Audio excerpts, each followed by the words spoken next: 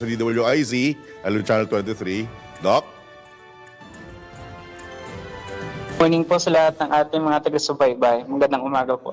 Alright. Una-una sa lahat, Doc Kalilong, nakagugulat pa ba o expected na itong pag-impeach ng Kamara kay VP Sara? Doc? Well, hindi ako nagulat. It's actually just a matter of time. But what really bothered me the most here is the abruptness tsaka yung sabihin na nating railroaded attempt that was conducted in order to file and immediately submit this impeachment complaint to the Senate.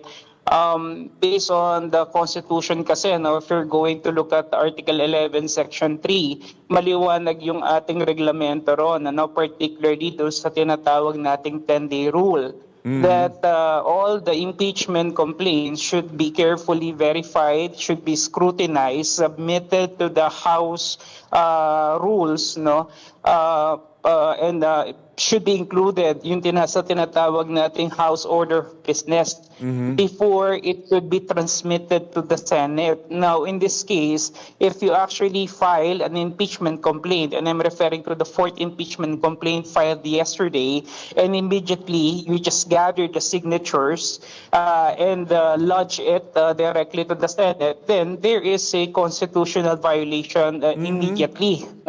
Because the impeachment complaint, you need to understand, impeachment proceeding per se is a modest and at the same time a solemn act that is vested on the Congress. And it should be carefully scrutinized and carefully evaluated. All right. There should be really a process na dapat nasunod. Opo. Doc Kalilong, are you saying na quote-unquote minadali ni railroad itong prosesong ito at pwede bang magamit yan as technicality? Yes, there could be some legal challenge to that, because primarily when you look at the impeachment complaint as a power vested in the Congress, it should actually follow and it should be subject to the constitutional limitations. Now, if this was not observed, as I was saying, pwede talagang magkaroon ng legal challenge or legal question to this, which again may lead to some kind of political question as well, and may lead to some political address. So, yun kasi ang problema kapag hindi natin sinusunod ng tama yung proseso. Magkakaroon talaga ng mga technicalities yan. So, hindi po nasunod, Dr. Kalilong, itong 10 days na pag-verify dito po sa 4th impeachment complaint? Yes, actually, yung 10 days naman kasi na yon, hindi naman talaga siya parang directly stipulated na dapat 10 araw, Maaari kasing maaring mas mabilis doon sa 10 days. Pero ang kailangan kasi dito is yung proseso ng verification, ma-establish natin yung sufficiency in form and substance. Ngayon, kung hindi siya talaga na-submit doon sa tamang proseso, and definitely it cannot be done in a single day. Okay? Hindi ito nagagawa sa loob ng isang araw. So maliwanag na hinabol nila ito sa last session para lamang mai-transmit sa Senado para bumulong yung impeachment complaint. So it's to me, it's done in bad faith. And certainly this is not good for democracy. Pero Doc Kalilong, karamihan naman ng kongresista natin, abogado. Alam nila yan, di ba? May mga judge pa nga dyan, kung di ako nagkakamali. So alam nila yan. So anong basa mo? Talaga bang kinapos ng oras? O talaga bang sinadya? Or anong basa mo rito, Doc, bilang isang political analyst? Kasi alam naman natin, numbers game yan eh. Na pagdating sa Senado, walang numero eh. Yeah, totoo naman yan. No? But then again, no matter how brilliant you are, no matter how good you are, and even if you know all these legal technicalities and legal loopholes, even if you're a legal luminary, it boils down to the kind of sway, the political influence that Iyon is lang. bestowed upon you, no, Yung especially in the kumpas. Congress, no. Yung kumpas. Yung So, kumpas. Oo. uh, Apo. yeah, sabi nga nila, there's always strength in numbers, and if Aha. they are that many, Alright. no, Okay. kaya nilang gawing puti ang itim at kaya nilang itwid ang isang batot, ano? So to me, this is a very clear manifestation of political maneuvering and that is, very rampant in the government right now. At dahil nga Kuyang Jopel, Dr. Kalilong, na numbers game ito, malaki ang magiging papel ng resulta nitong midterm elections. Tama, Doc, dahil kailangan ng numero ng Senado Kailangan ng numero Tama na sa po yun. Senado para mag-push through itong impeachment na to. Dahil kung walang mga makukuhang sapat na boto sa Senado, may tuturing na baliwala ang impeachment. Doc Kalilong, tama po ba? That is right. I think the administration is actually looking at the pre-poll surveys that we're having right now. We're in 10 out of 12 ng mga administration candidates are actually figuring in prominently. And this is the reason they believe kung bakit malakas ang loob nila na i-akyat kada dito I-push. sa Senado on the premise na karamihan sa mga manok nila or majority of their candidates will actually win. And if it happens, then it's going to be a very easy thing for them in the Senate to prosecute and convict VP Sara Duterte, which will eventually lead to their grand design of rooting out itong si Sara Duterte from potentially running in the 2028 elections and also ending the Duterte brand of politics in the country, di ba? So maari itong questionin, Doc Kalilong, itong impeachment complaint na ito. At saan? Saan ko Saan? questionin? Saan questionin? Pwede naman siya talagang questionin, ano? And when you look at the principle of co-equality of powers, no, even the Supreme Court could actually be used as a final arbiter to test whether or not this decision to impeach is really built on solid legal grounds, no? Kasi if not, dapat maging firm dito ang ating Supreme Court na i-rule ito as unconstitutional. And definitely, kung gusto naman nilang mag-file ng other impeachment complaint, they may do so. Pero ang kasi dito, at the end of the day, is ano ba talaga ang naging dahilan? Bakit nila ito ginawa? No? If it's really for transparency and accountability, we could do that provided that the right mechanisms are in place and the right procedures were actually followed. If not, then there is really a problem. No, that's why I'm looking at the congressmen who actually did not sign the impeachment complaint. No? Kasi kung titingnan natin, ang unang pumirma si Sandro Marcos, ang huli Alright. pumirma yung speaker. No? So when you look at it, parang orchestrated talaga, no? And these are 215 congressmen. And may mga hindi pumirma, no, na sa tingin ko talaga namang naninindigan at may prinsipyo, no. Okay. Halimbawa si Congresswoman Bernadette Herrera, hindi siya pumirma, no. So ito yung mga klase ng mga mambabata siguro na may paninindigan. Ano? Alright. First in the Philippines, sa history natin, Vice President i-impeach.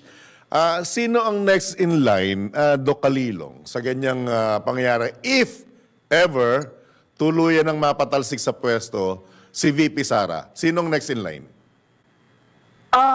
Definitely, the president could actually pick or nominate, who will be the vice president. And po pwede kasi nga mangyayari dito, syempre ang pipiliin niya yung Kaalyado. kaalyado niya at Opo. hindi susuway sa kanya. And this will be a part of their design to actually run again yung kanilang mamanokin for the 2028 elections. So again, these are all orchestrated to, like I said, to rule out and to root out itong si si VP Sara Duterte to perpetually ban her from running, no. So we don't, and I'm not entertaining at this point any thoughts na magkakaroon tayo ng mga destabilization or mass movements, like I said, because this is going to be very disruptive doon sa ating sa flow ng ating economy and sa maayos na nakalakaran ng ating lipunan. But then again, it's a possibility, no? Lalo na kung ganito nga na may nakikita tayong use or colors of political harassment. Oh, with those technicalities, Doc, saan hahantong itong impeachment na to? Well, it will, definitely the Senate cannot act on it right now. We'll have to wait, for the new composition of the Senate to actually take form by June 30, no? By then, if they will be having that as the first order of business, then makikita natin na talagang solid and very decisive yung liderato ng ating pamahalaan na tanggalin or i-impeach talaga si President, si VP Duterte despite and in spite of the so many problems that this country is facing. Alright. Doc, binabanggit naman, syempre, nung ilang mga solid at maging to si Attorney Sal Panelo na on the other hand, may positibong epekto po itong pang quote-unquote panggigipit kay VP Sara dahil lalo lamang kumukuha ng kumbaga suporta sa mamamayan ang pangalawang Pangulo dahil sa nangyayari ito. Can you comment on that, Doc Carillo? Well, culturally, if you try to look at the Underdog, political culture of Filipinos, medyo Opo. mahilig talaga tayo to root for the underdogs, no? And this is something na siguro hindi naiintindihan yung dynamics at complexity nito ng liderato ng ating pamahalaan. Siguro magiging rallying factor nga ito actually for us to be not just to support VP Duterte but to actually see that this administration is actually parang Doc, nako.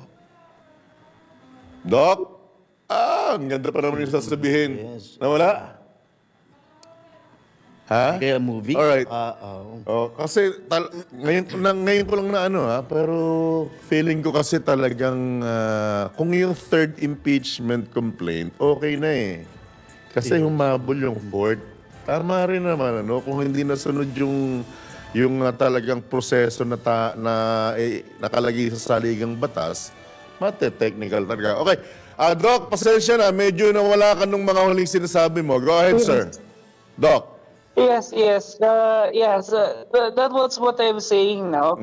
Pwede talaga siyang maging pwede talagang maging triggering factor ito, Opo. for mass unrest and some kind of civic actions to actually take place. We don't know yet. It will depend on how the public will parang more or less accept the current situation. Pero the way I see it, as I'm monitoring, social media and mainstream news as well, mukhang mukhang negative talaga yung interpretation. All right.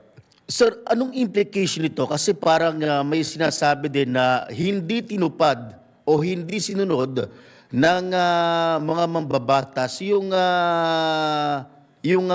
utos ni Pangulong Bongbong Marcos Jr. na Wag isulong. wag nang isulong, wag yun lang ituloy yan. Kasi nga, magkakawatak-watak, magkakaroon naman ng dibisyon Correct. yung bansa. Well, sa aking pananaw naman po from the get-go, I think this was just this was just a ploy, that was orchestrated by Malacanang to actually give us the impression that the president is Alright. actually playing the role of a Pontius Pilate here. Okay. That is a certain washing his hands of the Gets ko guilt. rin. Opo. Pero the way I see it, Opo. no impeachment complaint will push through nang hindi Yun. or walang basbas ng Malacanang. Apo, parang ano lang yan eh. Sorry pero maisingit ko lang eh. Parang yun nangyayari sa pangkisa ng isang malaking network yan. Na pinipilit nilang mga mambabatas ang may gusto, pero ang totoo, may kumpas. Yeah. Di ba? Agree si Doc. Anyway, Doc. Exactly. Apo, nasa inyo pong pagkakataon, baka may karagdagan po kayo mensahe. Go ahead. Well, definitely this is one of the episodes in our history na medyo masusubukan na naman yung ating resolve bilang isang demokratikong pamayanan, And I hope that our countrymen will always stay vigilant and that we will always be informed about the right path and the right decision to take. And hopefully we could use this elections as a barometer, as a way by which we could vote the right people. Again, this is always a cliche, pero every elections is always a time for change. And I think we have the power to mobilize that and to utilize that to our advantage. And let's not waste that opportunity. Apo. Yun lamang po. Maraming pong salamat. Dr. Kalilong, mukhang madadalas ang pang-aabala namin sa iyo habang lumalapit ang midterm elections, ha? Okay lang, ha? Okay lang po. Wala pong problema. Maraming salamat. Good morning, Dr. Kalilong. Ingat po. God bless.